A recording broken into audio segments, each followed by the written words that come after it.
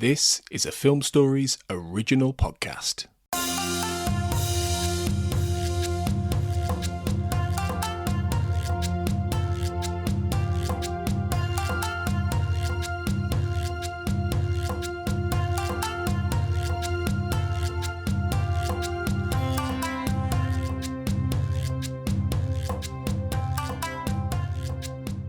Welcome to the Japan on Film podcast. I'm your host, Perry Constantine, and welcoming in a new guest today, and that is Jason Kleeberg. Jason, how you doing today?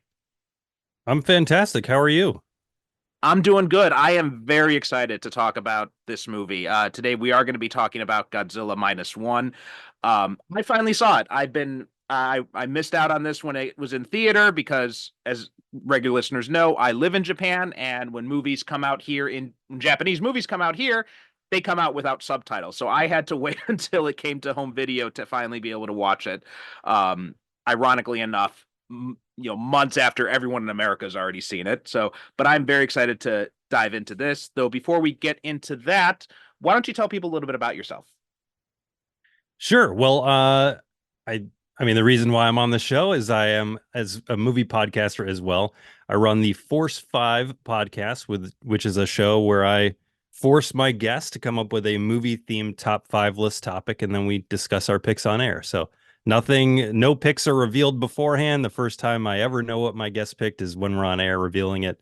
And it's just been a really fun show and a way to do what we're doing now, talk to people around the globe about movies.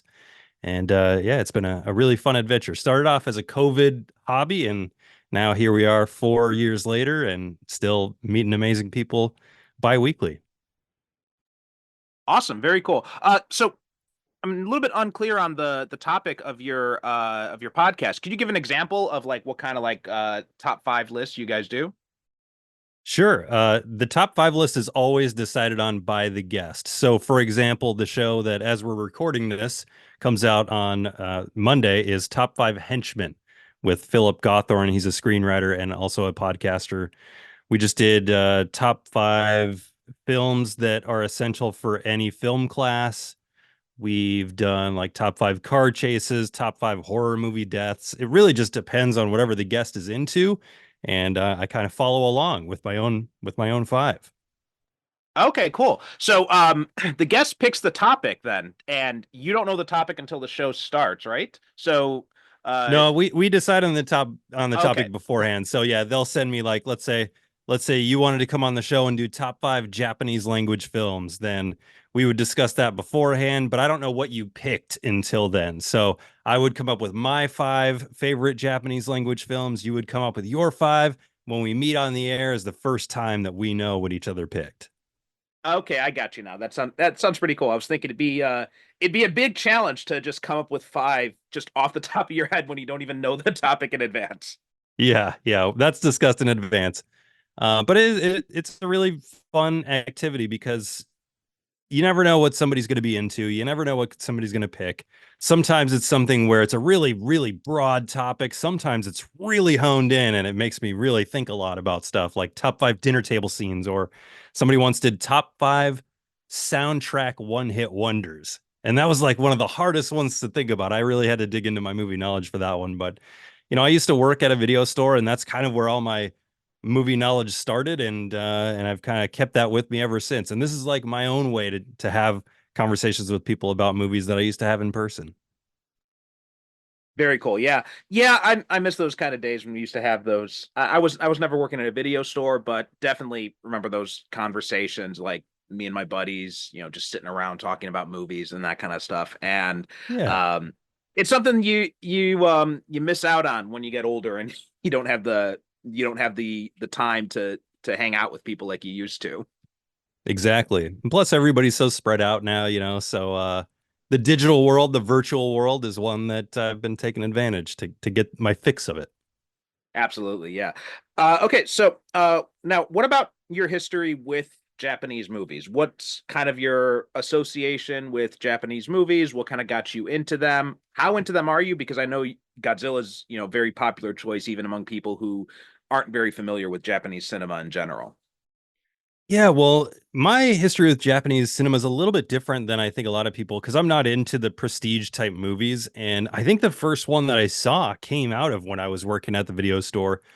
The first one that I can remember seeing is Battle Royale, which has been one of my favorite movies of all time since I saw that. And that slowly got me into Japanese cinema, but more in the exploitation area. So Takashi Miike was probably the second real director that I started following.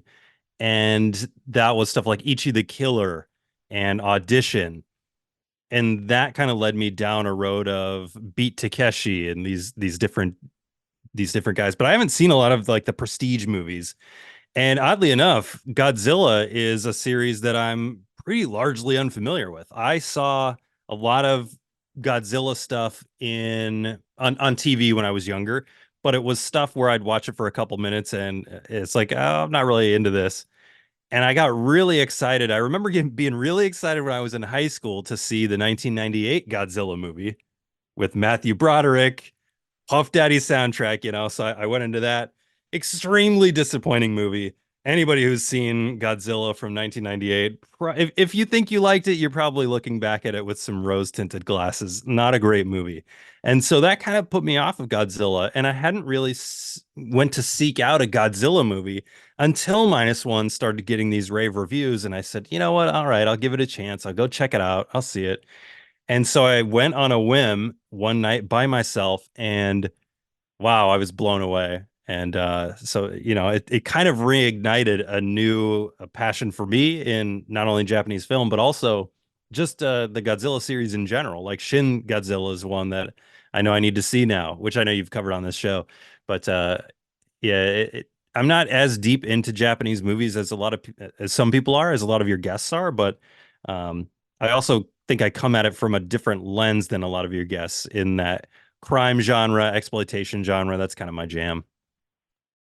No, that's really cool. And actually it's not as unusual as you might think coming into Japanese films from that way. In a lot of ways, that's kind of how I got into Japanese films. I mean, I'd watched some of the classics like Seven Samurai. I had Yeah.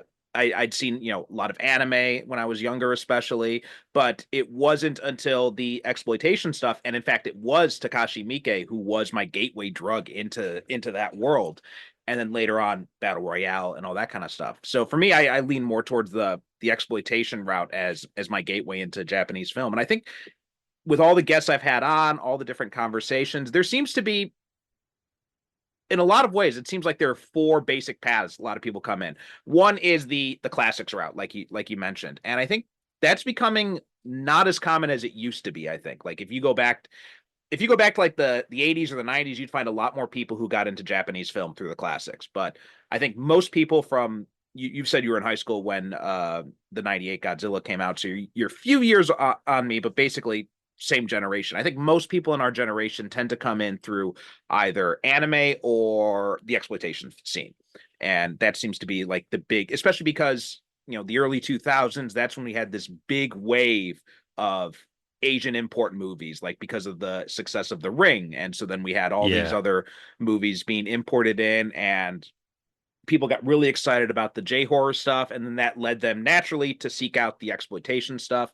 That's when Takashi Miike got really big. That's when Battle Royale came out. So that seemed to be, and then of course I think Kill Bill also helped ignite that a lot too because of all the exploitation aspects of that film too.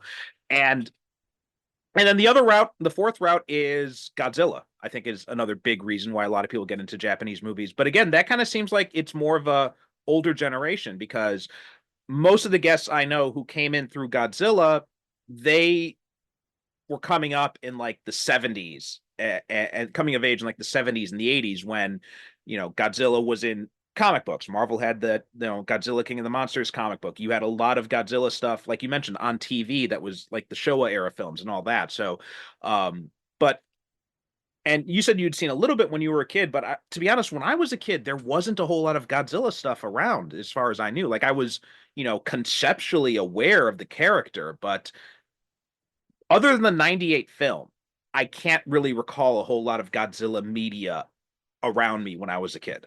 How about Yeah. it was weird. It was like that TBS stuff or TNT, which were TV channels. They're probably still TV channels over here. I don't know. I haven't had cable for like a decade, but you'd just be flipping through and all of a sudden you'd land on a Godzilla movie. And my brother and I would watch it for a couple minutes and think, oh, this is kind of goofy, and then move on because we were kids in the 90s and you see these people in very obvious costumes smashing very obvious miniatures. So I never really took Godzilla that seriously. And then in 1998, it was like, all right, now we want to make you take it seriously. And of course, when I left that theater, it had a completely adverse effect on me. Yeah, absolutely. Same here. That was actually, yeah, 98 Godzilla was my first Godzilla movie, and which horrifies a lot of people, and for good reason. Yeah. um, and it wasn't until I was, have you seen the original Godzilla, the 1954 one? No, I haven't. Okay, so the original one is very good. And so probably when I was in university, they had released this special edition version of it on DVD. And it had the original version of the movie, the original 1954 version from Japan. And they also had the Godzilla King of the Monsters version where, Raymond Burr was edited into the movie to make it because, you can't have an Asian main character in a movie for some reason back then, even now in some places. Um, Yeah. and I was blown away when I saw the original one. I mean, the effects are dated, obviously. It's 1954. It didn't have the biggest budget even in 1954, but still, it holds up really well. And just like it is one of the most political movies I've ever seen. And that really was made abundantly clear to me after living in Japan for so long and, being kind of becoming more familiar with Japanese history and Japanese politics.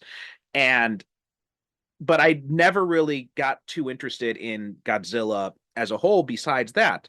Um, but then, legendary films came out. I really enjoyed those movies. I mean, they're mostly just spectacle, but they're a lot of fun. And then I checked out Shin Godzilla a few years back, and Shin Godzilla is amazing. It gave me that same feeling as the 1954 one did, where I'm just like, wow, this is incredibly politically insightful. It says a lot about Japanese society. And I think this one also falls in that category. And what I think that Toho seems to have discovered is America does the big spectacle monster movie a lot better than Toho can, because they've got the big budgets and all that. But Toho is really good at using Godzilla as metaphor and using this character to explore these other themes in Japanese society. And I think, and I love that it seems like they seem to be leaning into that a little bit more now. Yeah, I can see where we'd say that America knows how to do the monsters a little bit more grandiose, but when I look at the ads for Godzilla X Kong or whatever it's called now, like the latest one, and then side by side with the effects in this movie, just from the trailers of those American movies, I feel like Godzilla Minus One shows Godzilla in its most terrifying form. Like he looks like a monster that is scary, whereas I don't feel that way when I see the American made Godzillas. No, that's a very good point. Like, I think these movies, they definitely lean more into the horror aspect of Godzilla. And that's going back to his first appearance too, right? It was, in fact, I was watching this with my wife, and my wife's Japanese, but she's never really been into Godzilla. She's never really watched any of the movies, but she got very interested as I was watching this movie, and she was like, chiming in a few times, and then she was asking me questions about Godzilla, which, even though I've only seen a handful of movies, I'm the expert in the house on it because she hasn't seen any. And she's asked me, she's like, so wait, is Godzilla a hero or a villain? I'm like, well, it kind of depends on the movie, because you go back to the original, he was clearly a villain in that. He was clearly like a antagonistic force of nature. But then as the Showa era went on, he became more kind of like a symbol of Japan. He's like, defending Japan from these other monsters and these other threats. And then you get into the Heisei era, they kind of went back to the Godzilla as terrifying threat, but then they kind of moved in forward to having him fight other monsters. And you look at the American movies now, and it's very much just like, it is complete spectacle, but there's nothing terrifying about the Godzilla in those movies. He is, like Ken Watanabe's character says in one of those movies, right? We're basically his pets. So we're looking up at him as like this. Yeah, we don't really like the fact that there's this giant monster around, but he's better than the alternative. So it's very that seems to be what the approach that those movies go with. But you look at Shin Godzilla and then this one too, and Godzilla is an absolutely stone cold, terrifying force of nature in both these films. Yeah, I agree. Now, I haven't seen Shin Godzilla. Would you say that the character model of Godzilla compares? Do they look similar or are they completely different? I'm not sure. They look similar. They seem to stick basically with the same design. There are obviously some changes in it, but mostly they're the same.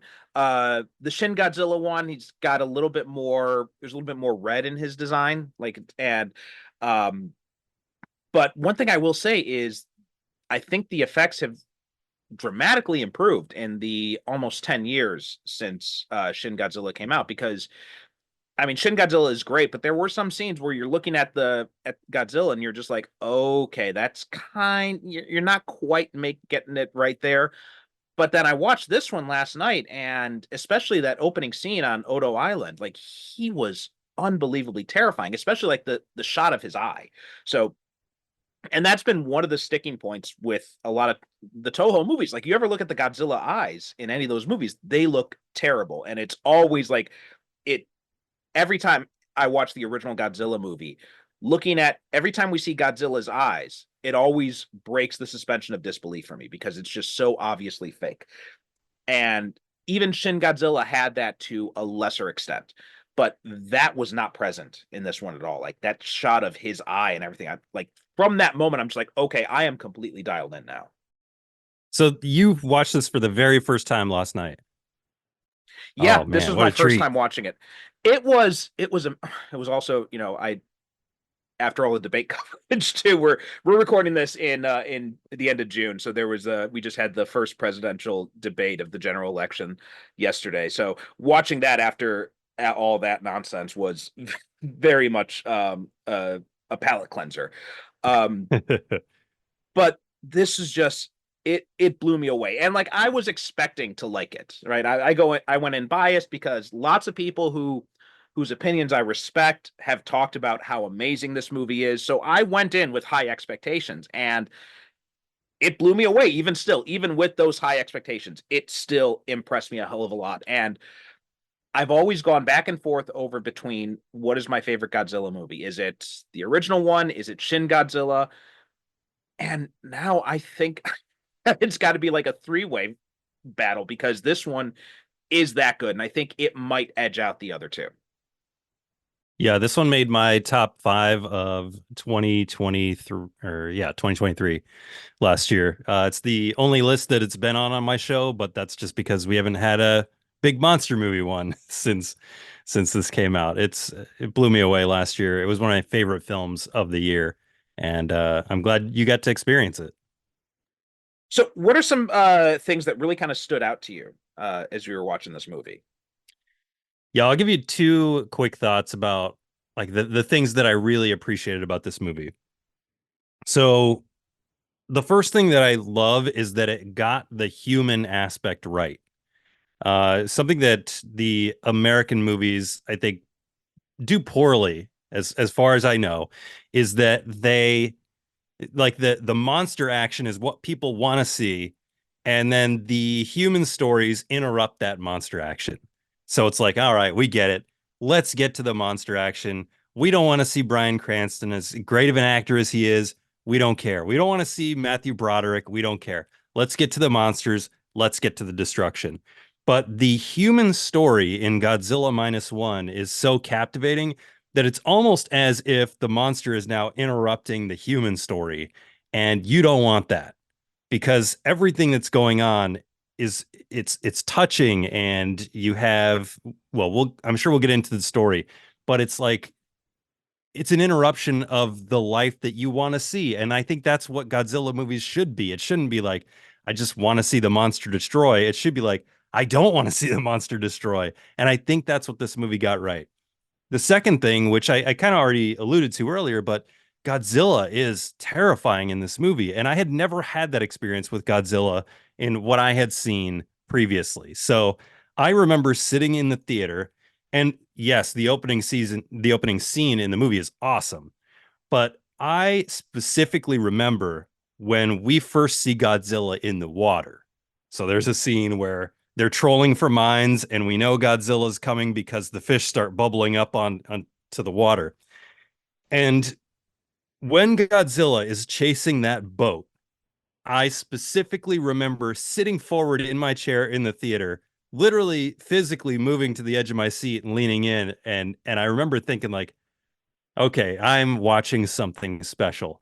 And that feeling was not diminished when I watched it a second time. I watched it this morning to prep for this show, and I had the same exact feeling where, holy moly, Godzilla is terrifying.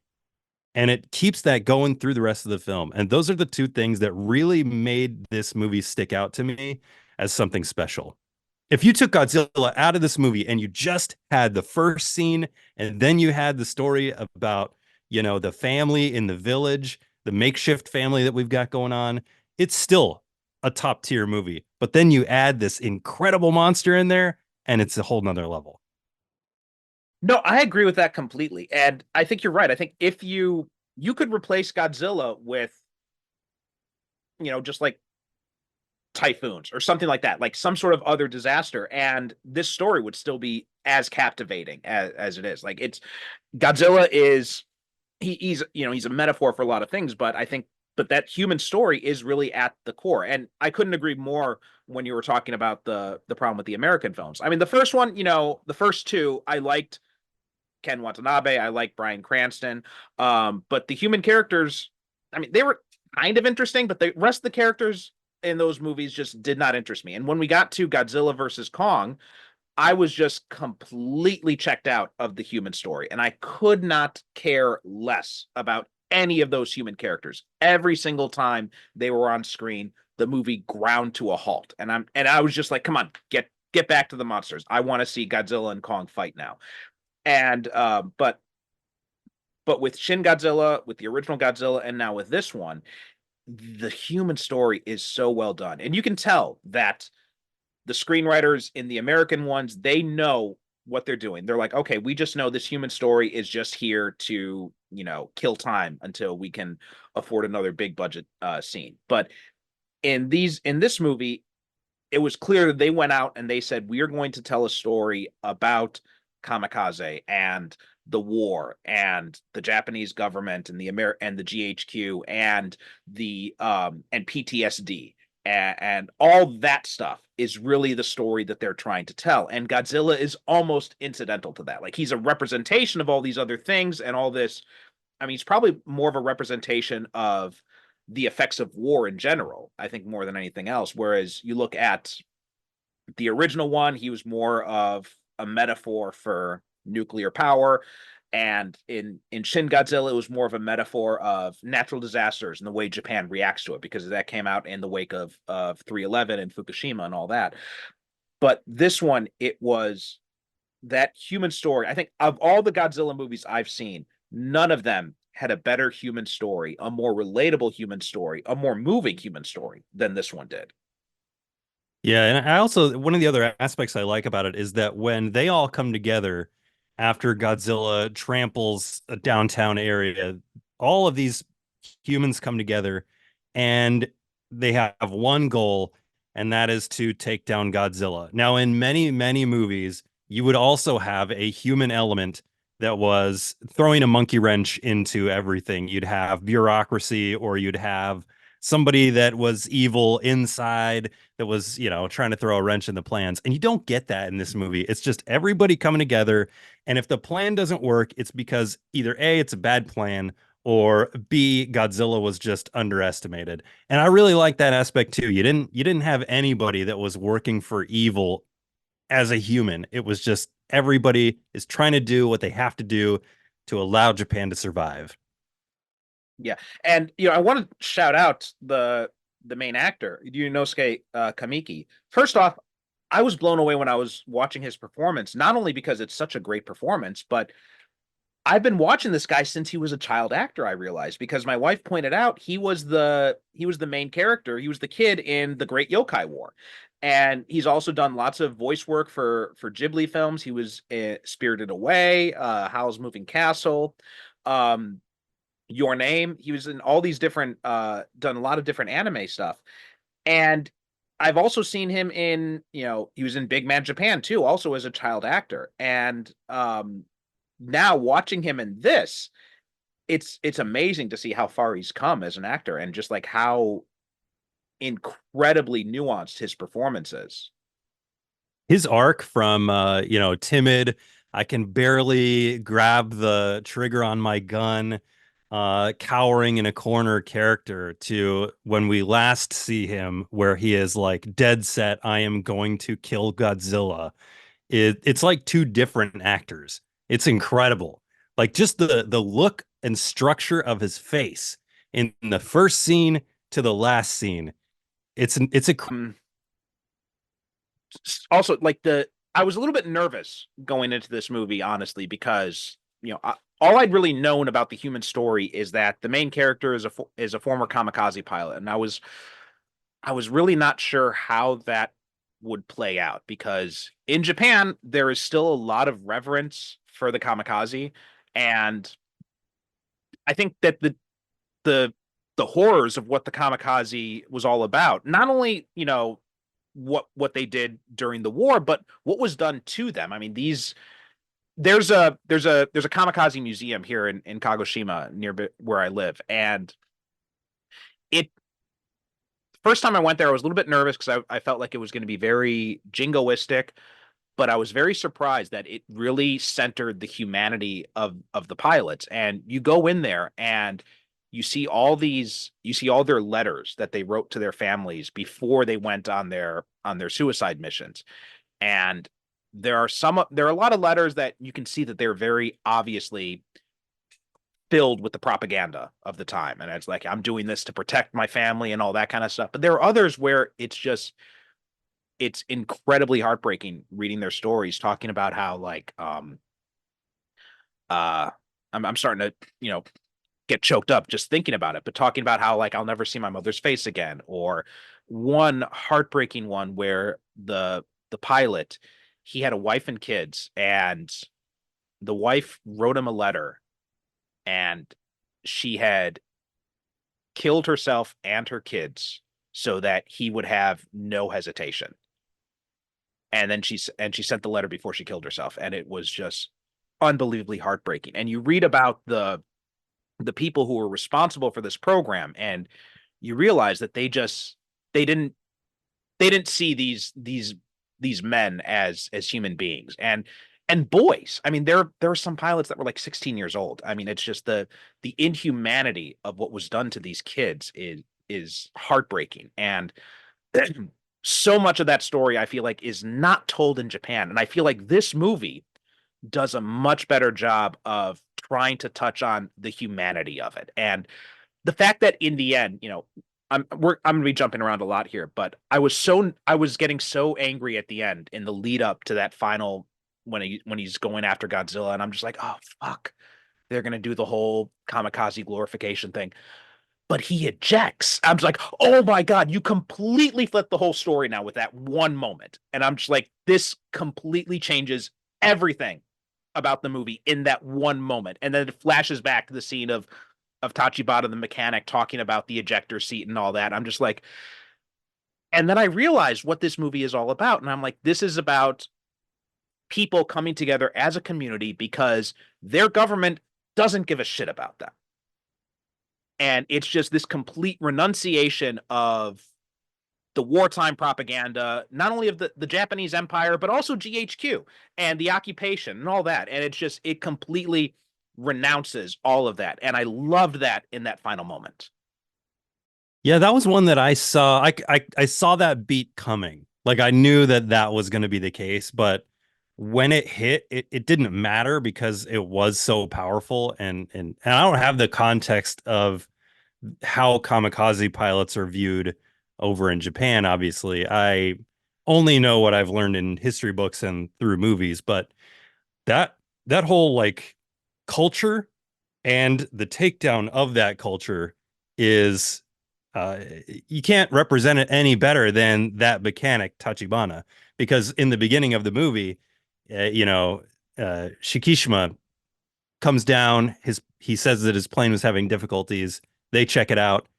It's not, and Tachibana's like, he basically bestows dishonor on him, as do people when he gets back to his home village. His neighbor who Ota, who comes around as like a really great character in this movie, but initially she's just shame on you, shame on you. You shouldn't be here. You should, be dead for your country.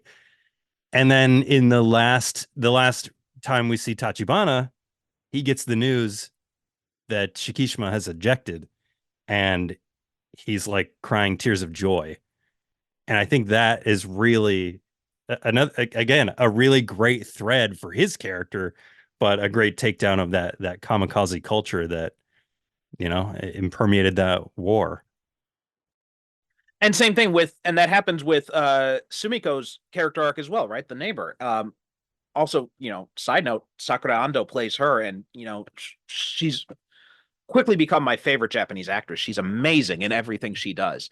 And and yeah, and also we have this one line I kept writing out, because the captain of the ship, he mentioned several times, right? There's this one time where he says that, this country never changes, right? It's like whether it's the Imperials or it's GHQ, this country never changes, right? Information control is Japan's specialty, and we can't rely on the US or the Japanese government, right? That's like these themes that keep coming up. It's like, and this shows that, again, going back to that human aspect, because you look back at the war, and when you study like the war and what people went to, it's very easy to get lost in the propaganda of the war, which is still perpetrated, because a lot of the people who were responsible for us getting into the war, their careers were basically whitewashed, right? It wasn't like in Germany where they had this big reckoning with Germany's actions. It's actually more closer to Italy, where they're just like, the fascists just kind of went into hiding for a little bit, but they were still there. So there's been a lot of myth making around the war, but when you actually study what the people were going through at that time, like how destroyed their morale was from the war, from the propaganda, from all the sacrifices they had to make. And meanwhile, the people who were, the wealthy, the elites, the militarists, they didn't have to worry about anything. They didn't have to suffer, but it was these regular people. Like, you look at it, it's easy to forget that city they're in, right? You called it a village. That's Tokyo. That's Tokyo they're in, right? And it's completely leveled. It's a shanty town now because of the air raids. And the fact that you've got this found family that forms because Akiko's mother was killed in the air raids. Noriko's parents were killed in the air raids. Shikishima's family were also killed. All of them died in the air raids. Sumiko's kids also, killed in the air raids. I mean, we talk a lot about Hiroshima and Nagasaki, and those are both terrible war crimes, absolutely. But the relentless air raids that the U.S. committed on civilians is also something that needs to be reckoned with as well, because this was unbelievably terrible what had happened to these people, and they just had their lives completely destroyed throughout all this. What was the response like in Japan when this movie came out? I don't know a lot. I've mostly only heard about the response in the US, but my understanding is that it has been very well received in Japan as well. And I think there's an under it yeah, it debuted at number 1 at the box office, remained number 1 for 3 consecutive weeks, and it's the 5th highest grossing Japanese film of 2023. Highest grossing live action film to debut in Japan during 2023. And so looks like it did receive mixed reviews from Japanese critics. And and and apparently this director has has done some more right-wing films in the past as far as kamikaze stuff goes too. So that's kind of surprising because I felt like this was actually much more of an anti-war film than anything like that. It felt definitely anti-war to me. Yeah, so I was kind of surprised when I'm just reading this now, and I'm kind of surprised by that. Um, and one critic and historian, he called the film dangerous actually because of its because of the depiction of the kamikaze. So I'm interested in learning more about that because I don't. I got a completely different view of what was happening, and maybe it's just my own bias coming through. But I definitely felt like this was much more of a anti-war film than anything. Yeah, so did I. That's interesting. I'm always interested in critical reception in different countries when we get a foreign movie here in the United States that's foreign to us, and everybody over here seems to love it. I'm always curious about how films like that are received in their home country, especially when it's something like Godzilla Minus One, where it's highly critical of the Japanese government. Yeah, absolutely. So I'm gonna have to do some more research on that actually. But we're gonna take a quick break, and we'll be right back after this. Do you try to watch all the new movies on opening night? Or maybe you only see a few but always like to hear the reviews? On the Real Talk Film Podcast, every 2 weeks we discuss the new releases in cinemas or on streaming. I'm Sam Stokes, and each episode I'm joined by one or two brilliant guests to talk about the latest films and their reception, direction, story, performances, cinematography, music, and more. Real Talk is a Film Stories Network podcast, so you can check us out on filmstories.co.uk, or you can find us on Spotify, Apple Podcasts, and all other major podcast providers. Buy your popcorn, take a seat, and listen to the Real Talk Film Podcast.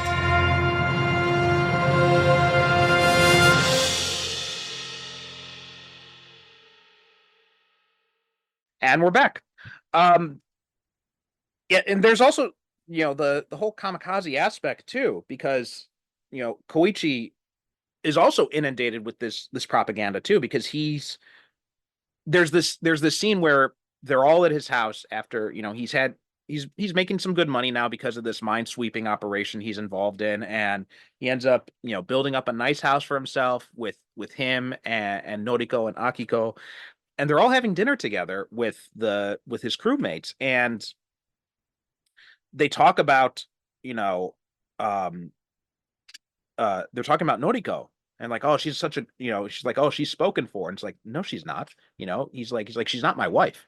And he's like, what are you talking about? He's like, why isn't she your wife? And then Akiko, she looks at him and she calls him dad, and he said, I told you before, I'm not your father. And the crewmates, they start chiding him for that, and at first I'm just thinking, and it cuts to Noriko just standing there silently in the kitchen, and it's pretty obvious that she heard that whole thing. We don't see her face or anything, we're just watching her from behind, but it's pretty obvious that she heard what he said there. And then, because right after that she tries to get this job as a secretary, and then ends up getting put in the path of Godzilla as a result of that. And she says to him, you're not going to, you'll never find a wife if I'm around, and all this kind of stuff. And at first I was trying to, and it wasn't until later on when he says, I'm someone who wasn't allowed to live, that it kind of clicked to me what he was doing. He feels the whole reason why he's keeping them at arm's length isn't necessarily because he doesn't want them around. It's more that he feels like he doesn't deserve this because of his failure to, commit to his duty. Yeah, I think that's part of it. And I think the other part of it is just his continuing PTSD that he is probably trying to keep them away from a bit. He's having really disturbing dreams. He's having really disturbing visions. He's very skittish. And I think that's a part of it too. But yeah, mostly it's because he doesn't think he deserves to be around. He feels a lot of shame because he didn't complete his duty. He feels a lot of shame because in his mind, I know he knows that the gun on his plane in the initial beginning of the movie wouldn't have stopped Godzilla, but he didn't try. And I think that just kind of hangs over his head. That's a great scene, by the way. And we haven't talked much about Noriko, but she's a great character too in this. And that scene where she goes into the city and it is decimated by Godzilla is an amazing scene. And especially when she shoves him out of the way like that, that was such a heart-stopping moment. And while we're talking about Noriko, um, what did you think about the end when it turns up that she's alive? Because I feel like I've got mixed feelings on that aspect. Part of me thinks I'm like, okay, well, he finally gets, he's able to get a second chance, right? Which is something that, so many kamikaze pilots didn't have. So many soldiers didn't have. And so he gets a second chance is a nice way to end the film. But at the same time, I feel like it's a little bit too much of a happy ending, kind of, because it's like, well, it feels like it might be undermining her, what was such an incredibly heartbreaking moment in the film. What did you think about that at the end? I didn't mind it as much because I was rooting for them to have a happy ending. Now that's a part that I did not expect. I thought when Godzilla blew that massive heat wave, I thought she was gone. I loved that, again, juxtaposition of her sacrifice, whereas he in the beginning couldn't pull the trigger to sacrifice. In the moment, she's like, no problem. I'll sacrifice myself for you. Loved that. Uh, as for her coming back in the end, it didn't bother me just because I wanted him to be able to have that happy ending, and now they can be a complete family. It surprised me because, you don't know, we as the audience don't know that she is alive. It's communicated to a character in the movie through a letter. We don't get to see what's in that letter. We see her expression. I thought it was a letter from him to her. I thought it was a letter from Shikishima to her, but obviously something completely different. And I don't know. I thought that moment was it was fine for me. I had no problems with it. Yeah, I mean, the first time it happened, I'm like, oh, come on, you're giving she comes up out of nowhere and it turns out she's okay. So my gut reaction was to hate it, but as I reflected on it, I'm just like, wait, I don't know. Now I'm starting to have, and that kind of surprised me because I wasn't expecting to have that reaction to that. Like if you told me that, she turns up alive at the end before, I would have been like, oh God, I'm gonna hate that. But now after seeing it, I'm just like, I don't know. It does work. It feels like it shouldn't work, but it does work.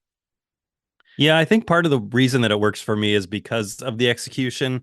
It wasn't hinted at all. So when it finally is revealed near the end of the movie that she has survived Godzilla's attack, I was pretty happy. And also the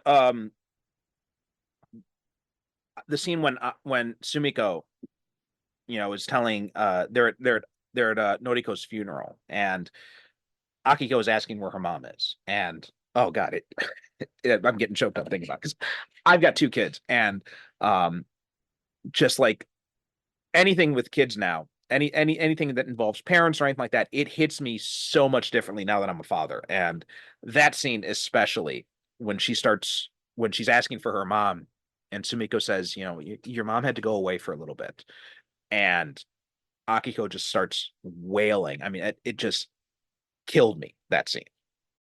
Yeah, and so did the scene when he is preparing for his last kamikaze journey and he pulls that piece of paper out of his pocket with that she had drawn the three of them together and he puts that on his dash. That was another one that got to me. Yeah, same here. And I think that also helps because he realizes there's more important things than dying for your country, right? This whole idea of like dying for, whenever people talk about, and I talk about this in my classes when I talk about, war movies or anything like this whole idea of it's patriotic and honorable to die for your country. And I'm just like, what are you really dying for? I mean, it's just like, And it doesn't matter if it's Japan, if it's America, if it's what country it is. It just always felt like such a stupid concept to me that you're going to throw your life away, deprive your family and your friends of your contribution to their lives just because out of some misplaced sense of patriotism. And and I feel like this movie really did a good job of exposing just how stupid that concept is. Yeah, there's no better character than Tachibana to illustrate that. When he sees Shikishima with that drawing of the three of them, he says, "Now you're ready. Now you're ready." And we, as the audience at the time, are thinking he's saying, "Now you're ready," as in like now you're ready to get revenge against Godzilla by being a kamikaze pilot. Now you're ready to sacrifice yourself for your country. But what he's really saying is now you're ready to forgive yourself from before. Now we don't get that context because we don't know that he's installed an ejector seat, but that's kind of his turnaround is, now you're ready to forgive yourself for everything that's come before that. Yeah, absolutely. I felt the same way. And especially when we look at, and I think Sumiko's a good, Tachibana as well, but also Sumiko too, like her journey, how she goes from, criticizing Koichi and saying like, you're the reason my kids are dead and all this kind of stuff. And, it's like because you were a coward, you couldn't do your job. Like she is so dialed into that wartime propaganda. And it's easy to forget, like this movie takes place over the course of several years. And then you see how their relationship changes by the end, right? She's telling him not to go. And she's telling him like specifically, she's like smacking him around at the beginning because he didn't kill himself. And at the end, she's smacking him around because he put himself in danger when he has a young kid. And now she's saying, and also, Noriko's alive. Mm-hmm. Yeah. Yeah. And it is. Yeah. But also the fact that I also want to talk about the American government's role in this too, because, and I think this really kind of shows like the American government's position towards Japan. It's like, yeah, we're allies when it benefits us. And it's like that. Yeah. You're on your own now. Yeah, exactly. Because they're like, well, there's this Godzilla thing, but if we do any military operations, then that's probably going to piss off the Soviets. So we don't want to go down that route. So, can't you guys just kind of deal with this on your own? And it's the same thing with like, they touch on the nuclear testing at Bikini Atoll. And it's like, well, that's exactly what made Godzilla so much more of a threat. So it's like, you guys have caused this problem here. And, yes, Japan was wrong in the war. Like Imperial Japan was fascistic. It was a colonizing nation. It was a brutal colonizing nation too.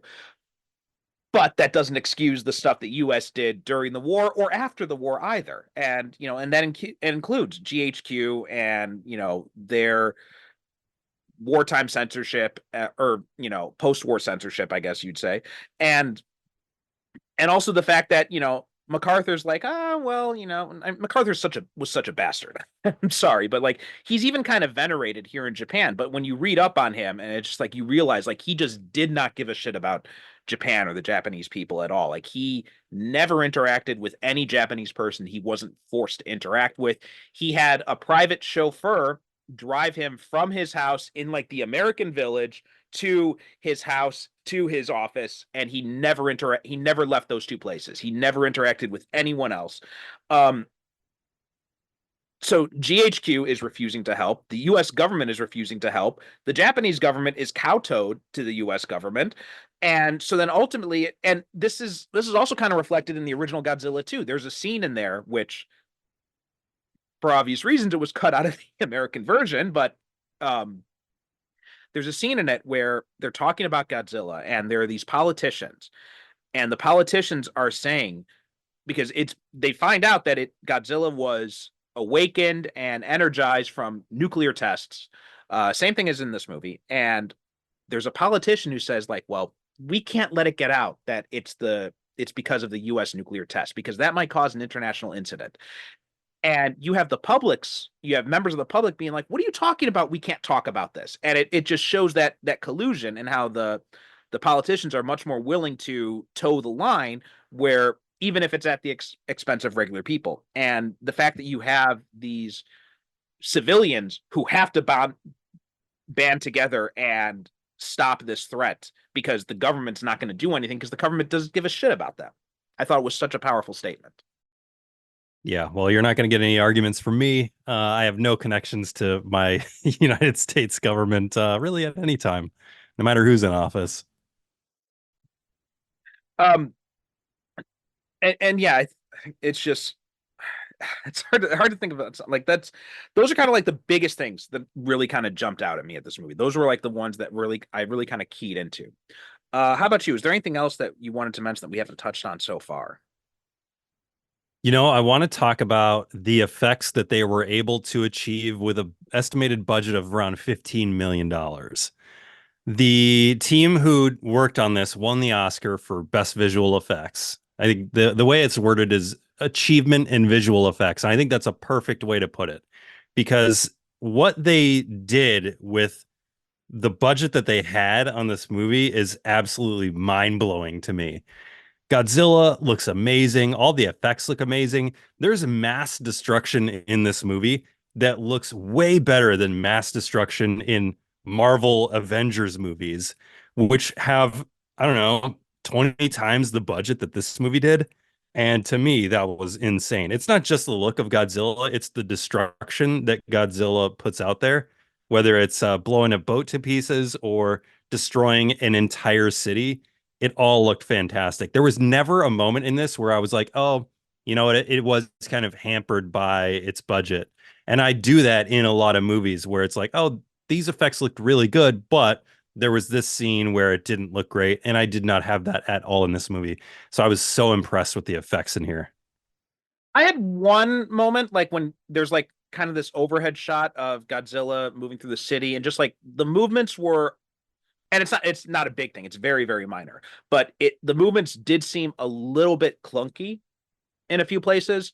I mean, that could easily be written off as like, well, this is his first time on land, he's trying to feel it out, but it did strike me as just a slightly bit clunky in like those moments. But even that, that's reaching. I'm reaching here to even mention that slight criticism. Like I said, compared to what we've seen in other movies, like in Shin Godzilla, there were some shots of the Godzilla goes through several forms in that movie, and there's this one shot where he's like kind of like he's first coming onto land and he's just starting to evolve to move on land, and there's this one shot of the creature's eyes, and it's just like it is so comically bad. Got it. Or going back to the original version when you see Godzilla's eyes and it just looks like it looks like, one of those googly eye faces or something like that. It's like that kind of obviously fake thing. So it's nothing even close to as bad as breaking the suspension of disbelief as in those two movies it was. And but yeah, other than that, like I remember the scene when they showed the ship that Godzilla has destroyed. And I remember just thinking like, oh my God, that I don't know if that was miniature or if that was CGI or what, but that visual image was so striking. Yeah, all those water scenes were incredible. When he's initially chasing that mine tugboat and they're trying to lower the mines into the water, and you just see Godzilla coming up behind them, mouth open and spine sticking out of the water. That was amazing to me. I didn't have that experience of the overhead shot of him, but maybe that's because I took it as more of an homage to the older movies, because that's almost exactly the time when they started playing the classic Godzilla theme. And I thought that's kind of what they were going for. But yeah, I didn't have that same experience. But overall, I mean, I think that it's visually an incredible movie. I agree. I mean, like the way, and again, like that slight movement scene, aside from that, like the way Godzilla moves, and again, that opening scene in Odo Island when we see Godzilla when he's still small, relatively small at least, small enough to pick up a plane in his mouth, but still smaller than he is later. The way he moves in that, it's just like it's fast. Like I was shocked at how like, visceral that scene was, and how like they're showing it full on, and they're not trying to shoot it in a way that hides any flaws. Like there's a lot of confidence. They had a lot of confidence in their version of Godzilla, and it shows in the way they photograph him. Oh yeah, you see him picking people up in his jaws and tossing them, yards away. You see him smacking people with his tail, just crushing them. And then the scenes where he does his heat ray blast, like after you see it that first time, and then the second time you see that blue glow start coming through his spines, you're just like, oh man, they are in for it. They are in for it. Now, I also found something interesting. So going back to like the Japanese response to this, and I just found this on Reddit, just looking for some commentary because I was very curious about what other people in Japan thought about it. So there was an interview with the director apparently where he wanted to say that it was similar to COVID, the government's response to COVID. So I'm not sure how much you know about the Japanese government's response to COVID, but it was farcical to say the least. Like we had I don't know anything about it.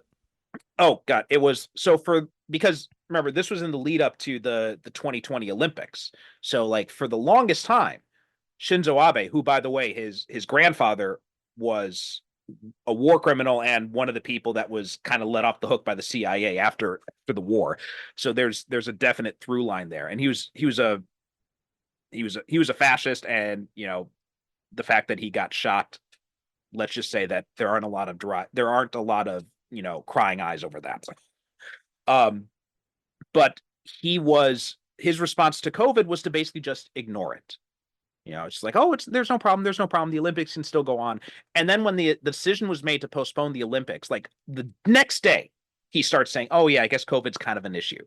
But he dragged his feet on so much stuff when it came to testing, to masks, to giving people relief. He authorized one payment to everybody in Japan for even though people had been out of work for months. And everyone's saying like, we need more help, we need more support. His big idea was to give 2 masks to every person in Japan. And these masks were ridiculous. They called them Abe's masks in Japan because they were so it was like literally like a tiny piece of cloth that could not even cover my face. And that was what he tried to do. And that was like his big COVID plan. Eventually he resigned in disgrace. So like the fact that the director said that he was inspired by COVID when he made this movie makes a lot of sense. Huh, that's really interesting. I'd never heard of the Japanese COVID response. But that would make sense if it was in response to that. Well, I mean, Japan was lucky. Japan got very lucky because the COVID response was a joke, but fortunately, COVID did not hit here as bad as it did in other places. And I think a big part of that was just the fact that there's already been a mask culture here to begin with. People always wear masks here when they're sick, so nobody cared about that. Social distancing is kind of a natural thing here anyway. So I think there was a lot of people that it's just like, okay, well, yeah, this isn't. And it was a lot of it just people taking matters into their own hands, I think, which also is seen reflected in this movie. And you also look back at the how Shin Godzilla was a response to the Japanese government's response to Fukushima. And again, the government completely bungled that disaster as well. And one of the things that happened there, which also happened during, I think it was the Kobe earthquake in the 90s, the Yakuza actually marshaled help faster than the Japanese government did. That somewhat doesn't surprise me. They seem to be very resourceful. Yeah. So, but yeah, I think these films this film does a really good job of showing that in disaster, it's the Japanese people who come together and help each other out. It's not the Japanese government who is equipped to do anything about this. Yeah. And of course, obviously, the Americans aren't going to help us either. Right. Wow. Thanks for the context. Well, yeah, I'm happy to provide that context because I feel like that. I mean, and like I mean, you're living proof of this. You don't need that context to enjoy this movie. Like this is such a like you said, this is such a great character story, and these characters are so well developed and so well rounded, and their story is so moving that even if you don't have any of that context, you can still completely enjoy this movie.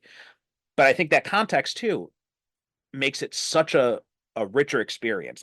That's what really dialed me into this movie a lot. How do you feel about the final scene where we see the heart still beating? Uh I mean, that's just kind of like stock Godzilla thing, right? In every movie except for the first one. Like the first one, there's kind of hint in that one too, because the Professor Yamane, he does say at the end, he's like, well, there could be another Godzilla, right? So there's this, and then so like the original Godzilla is killed at the end of that one, and then so from Godzilla Raids Again, it's the second Godzilla. It's another Godzilla. So and Shin Godzilla also kind of has that hint as well, because they stop him by freezing him, but there's a chance he can come back. And then this one too, like it's that classic monster movie trope. You got to have the scene at the end where that leaves the door just open a little bit, because we got to make a franchise out of this. Yeah, I felt the same way. Like, you know what? If we get another movie of this quality, I'm in. I can't wait. But also, I think you could look at it too, especially if we're looking at Godzilla here as a metaphor for war, right? This idea that war is not going to end. Like even if we win this war, it doesn't mean like that idea is going to stop. There's still going to be war as long as people are still stupid and small-minded. Yeah, well, yeah, that's true. It'll always be present in our era, that's for sure. Yeah, absolutely.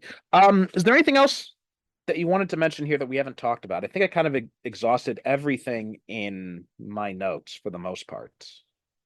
No, I think we pretty much got through everything I wanted to talk about. I really hope that people seek this movie out. And now it's really easy because it's on Netflix as we record this. Yeah. Well, also too, there is one more thing I wanted to mention, and we had touched on the PTSD aspect of it, but I think we're kind of underselling just how well the movie does show PTSD, like the nightmares he has, and the constant fear he's living in, the constant second guessing of himself, like the survivor's guilt. All of that is incredibly well done, and the fact that you're using Godzilla as a metaphor for this, where he that one nightmare he has where he comes out and he sees Godzilla there destroying everything, and it's just like, this is incredible, the way they portrayed that. Yeah, and until it switches into he almost becomes like a zombie that has one goal, and that is to destroy Godzilla after she's Noriko's blown away by the heat wave. And I think that is really effective too. And a great bounce back when he, finally comes down in that parachute. What a great moment. I love how in that moment, how the sound all kind of just goes away as all of those, all the people on the ships just kind of resign to their fate. Like, well, we gave it our best shot and now we're all going to die. And people are just kind of watching as Godzilla hulks up. And then you see the plane silently coming in the background. Just a great, great scene and a great kind of cap to that whole through line. Yeah, I agree. And it's tough to find a lot more to say about this, because again, this is just such an amazing movie, and I mean, we could probably talk about this movie for hours. I think we just pretty much be going in circles saying like, yeah, wasn't that awesome? Oh yeah, that was awesome. Because this is one of those movies that I think is it's again, I think this is definitely my favorite Godzilla movie. And again, I do like the legendary stuff. I am looking forward to seeing Godzilla X Kong, but there's something to be said for just like the fun and the spectacle of, giant monsters tearing up cities and beating each other to a bloody pulp. I love the first Pacific Rim because it's exactly what that is. I love King of the Monsters because that's exactly what it is. But there is something to be said too for using these giant monsters to tell a bigger at one time a bigger story, but another time a smaller story, a more personal story. And I think that this movie does a good job of showing how actually interesting the human characters in a monster movie can be if you devote the effort to developing them, which again, the legendary films have not done that. Yeah. I loved every minute of it. I will say though, one slight criticism, and again, this is very, very small, but I was kind of hoping that we'd get a Setizawa character, right? This is he was the scientist who came up with the way of defeating Godzilla in the first movie. We get the Ken Watanabe character as a callback to him. I was kind of hoping we'd have one Setizawa character, but well, that's just a small thing. I don't have that experience, but maybe in the next one. Well, I definitely suggest that you check out at least the first one and Shin Godzilla. Like those are two that are definitely worth a watch. And again, my Godzilla knowledge is not that robust. Of the Japanese movies, I've only seen now this one, the original Shin Godzilla, and Godzilla Raids Again, which was not that great. So I think there is I think you should definitely go check out at least the first one and Shin Godzilla. And so that would be the one thing I'd say to leave off with this. Put them on my list. Okay, great. Well, Jason, thanks so much for coming on. Why don't you tell people where they can find you? Yeah, well, anywhere you're listening to this, you can find Force 5. You can also find me at force5podcast.com. And we've got some pretty exciting stuff coming up. I mentioned earlier that we got Top 5 Henchmen with Philip Gawthorne. After that, the show that will be out is Top 5 Werewolf Films, which was really fun with Matt Konopka. He's from killerhorrorcritic.com. In the future, we've got Top 5 Cults coming out. And I have a huge back catalog with all kinds of crazy guests. I've got directors, I've got screenwriters, I've got rappers, authors. I've even got a professional wrestler on one of my episodes, in addition to all kinds of podcasters people are familiar with. And it's just been a lot of fun. So you can find me there. You can find me on Twitter at Force5Pod. And pretty soon, I'm pretty proud that I was able to record a visual essay for a Blu-ray that's coming out. So I don't think that the title's been announced yet. So I'll be sure to put that on social media when it is out. But that will be coming sometime in July. Okay, great. Make sure to send me those links and we'll put them in the show notes. Now, we're recording way in advance of when this is going to be coming out. So by the time people listen to this, all that kind of stuff will probably be available already. And, that back catalog will have gotten even bigger. Definitely go check those things out. And as for us, japanonfilm.com is the website, and we are Japan on Film on the socials, which is basically Instagram, Threads, and Blue Sky. And please remember, we are part of the Film Stories podcast network, so check out filmstories.co.uk for more podcasts, and also listen up after the credits to hear what shows are coming up next. Thanks so much for listening, and we'll talk to you next time.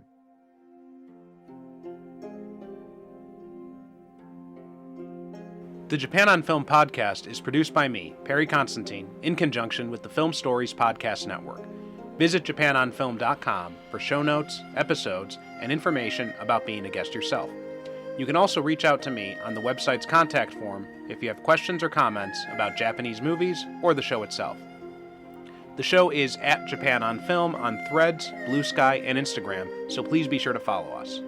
If you'd like to support the show, you can donate on japanonfilm.com, purchase from our advertisers, or leave a review on Apple Podcasts, Spotify, or wherever you get your podcasts. Join the Film Stories Podcast Network Discord from the link in the show notes to connect with me and many other cinema fans and podcasters.